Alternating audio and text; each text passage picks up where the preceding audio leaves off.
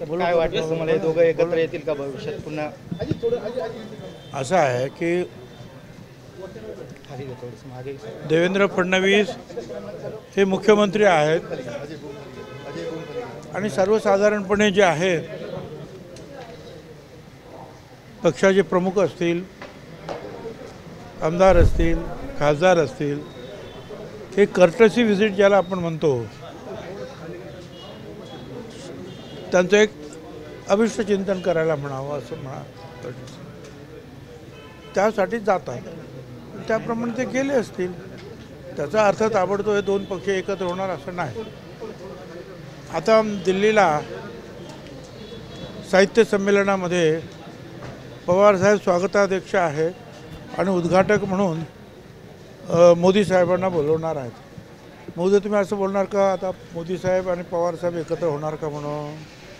असं आहे की काही काही कार्यक्रमाच्या वेळेला, काही काही प्रसंगाच्या वेळेला हे पक्षाचे नेते एकत्रित येतात, परंतु त्याचा अर्थ असा नाही की ताबडतोब त्याचं काही एकत्रीकरण होणार. साहेब आमच्याशी बोलतात अधूनमधून असं देखील उद्धव ठाकरे आज म्हटले. हो बोलतो ना, काय पवारसाहेबांकडे पण गेलो त्या दिवशी, त्यांच्याशी पण बोलत होतो, काय उद्धव ठाकरेंशी पण बोलतो, सुप्रियाताईंशी पण कधी कधी ज्या मेसेज आलं तर त्यांना शुभेच्छा देणं किंवा काय त्यांच्या शुभेच्छा दिवाळीच्या याच्या त्याच्या चालू असतात.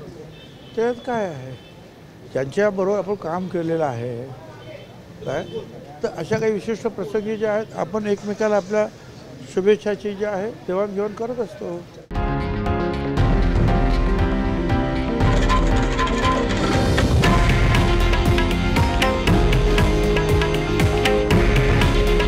हे आहे देशातील नंबर 1 न्यूज नेटवर्क आणि आपण पाहत आहात TV9 मराठी.